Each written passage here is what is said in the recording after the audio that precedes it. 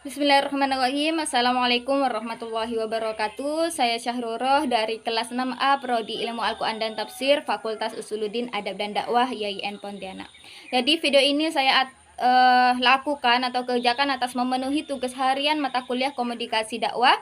Kali ini saya sedikit menyimpulkan mengenai jurnal dengan tema komik Islam di media sosial, yaitu Instagram, dengan judul dakwah kreatif melalui komik.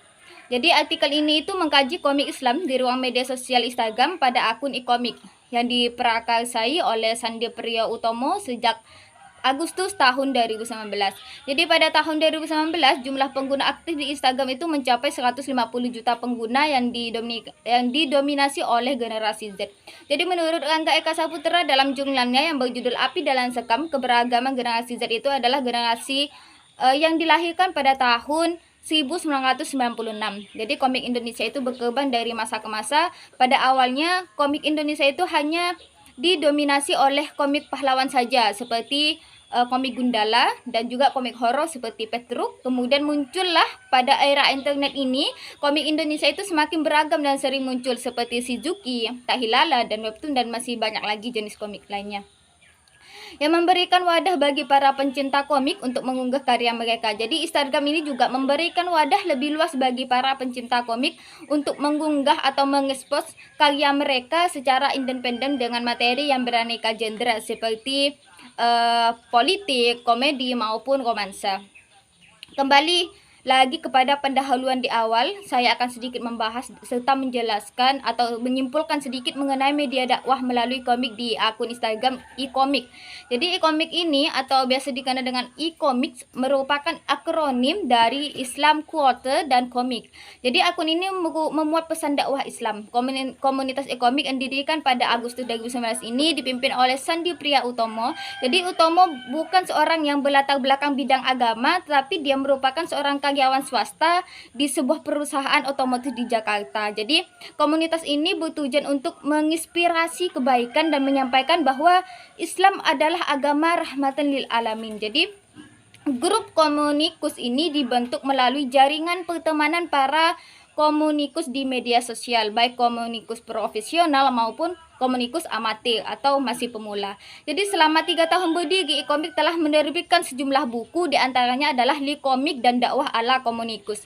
Jadi menurut Utomo, dakwah merupakan sebuah kewajiban bagi setiap muslim. Dia menyadarkan bahwa pendapatnya pada hadisnya itu seperti sampaikanlah walaupun hanya satu ayat. Jadi oleh karena itu komik dijadikan sebagai media dakwah dengan menghadirkan materi positif tentang kesolehan. Jadi visi utama dari akun komik ini adalah menunjukkan bahwa Islam bukan agama yang mengajarkan anarkisme dan teorigisme dengan menampilkan kebaikan dan inspirasi. Jadi dakwah melalui komik dengan visualisasi yang kreatif melalui Instagram dapat menghubungkan followers secara digital. Jadi materi unggahan ikomik ini langsung merujuk kepada ayat Al-Quran dan hadis terkait yang seperti judul-judul tertentu.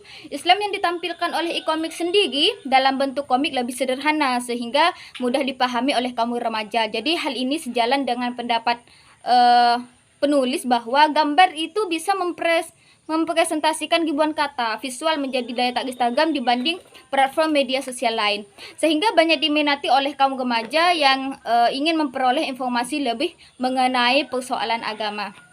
Jadi melalui komiknya, pesan kesolehan yang digambarkan dalam akun ikomik dengan mudah bisa tersampaikan dan menambahkan pengetahuan tentang akhlak dan tauhid. Di samping ini juga merupakan beberapa gambar yang sudah saya cantumkan di samping ini yang telah diunggah di ikomik tentang 10 keutamaan bagi orang yang menjalankan silaturahmi. Jadi di dalam ikomik ini menjelaskan bahwa silaturahmi ini memiliki banyak keutamaan dan manfaat. Rasulullah SAW bersabda, bukanlah bersilaturahim orang membalas tunjungan atau pemberian, tetapi yang bersilaturahim adalah yang menyambung apa yang putus. Hadis riwayat Bukhari. Dilansir dari NU Online, menurut sabda Nabi Muhammad SAW di atas bahwa silaturahmi ini berarti memelihara apa yang terputus dalam hubungan habluminan nasnya. Jadi manusia itu tidak lepas dari dosa dan kesalahan yang berujung pada rusaknya sebuah hubungan dalam bersilaturahmi. Jadi dalam menyatukan kembali apa yang telah rusak saat ini, di sini saya memberikan 10 keutamaan itu yang tercantum di dalam e-komik. Yang pertama itu adalah ridho Allah, silaturahmi adalah perintahnya. Terus yang kedua dari 10 keutamaan itu adalah membuat bahagia kerabat atau idakhalus surur, ya seperti itu. Yang tiga, membuat malaikat senang pada silaturahim. Yang keempat, melahirkan memori atau ingatan positif dari orang beriman terhadap mereka yang menjaga silaturahmi. Terus yang kelima itu ada membuat hati dan pikiran iblis itu susah karena mereka menghendaki semangat persaudaraan manusia yang pecah. Yang keenam itu menambah berkah umur. Yang ketujuh menambah keberkahan rezeki. Dan yang ke-8 itu membuat bahagia ayah, kakek serta keluarga yang sudah wafat karena mereka senang kalau keturunannya itu menjaga hubungan kekerabatan.